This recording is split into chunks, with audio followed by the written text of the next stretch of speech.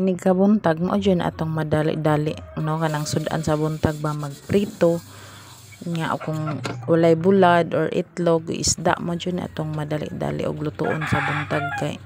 kanang kuan raman kanang dali ra bitaw siya lutuon. So mo ani karon magprito ko og isda kay mo ni among pamahawon karon. So sa dili pa syempre maghugas ayud tagkalha kay para mo ni akong prituhan. Mao din nga isda kong prituhon bangsi or flying fish. Mao ni siya nga isda.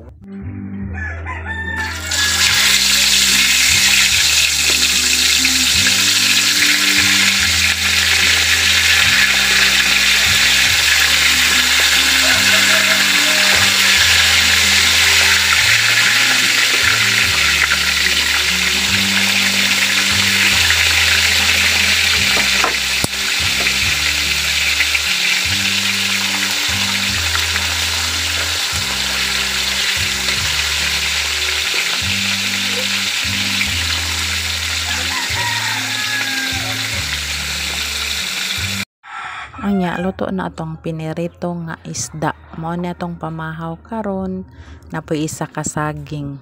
nga nabilin, isa naman lang na kay mao na lang jud pod na kuan na siya tundan. So unaon sa nako kaon ng saging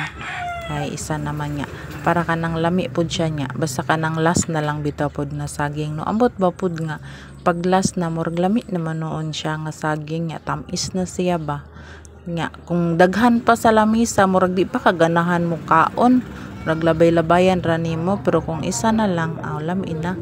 nga magkaon ko kinamot na ko magkaon na kay para ma-feel jud ang kalami basta kanang sudan ni alabi nagpinirito kagumkum jud kaayo man akong ganahan sa kani nga isda kay kanang crispy kay siya ba pag kanang ayohon lang bitaw nimo pag prito makaon pati ang bukog pwede siya kaonon pero way labot ng ulo kay gahi man. Pero ang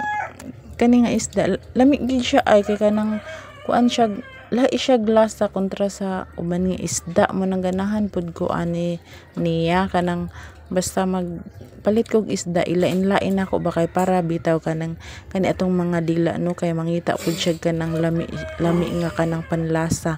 Kung permentihon pud nimo halimbawa kung sige ra pud kag bangos kanang mapulan pud siya magsige na pud kag pirit mapulan mo na nga lain-lain ako usay magbangos usay magpirit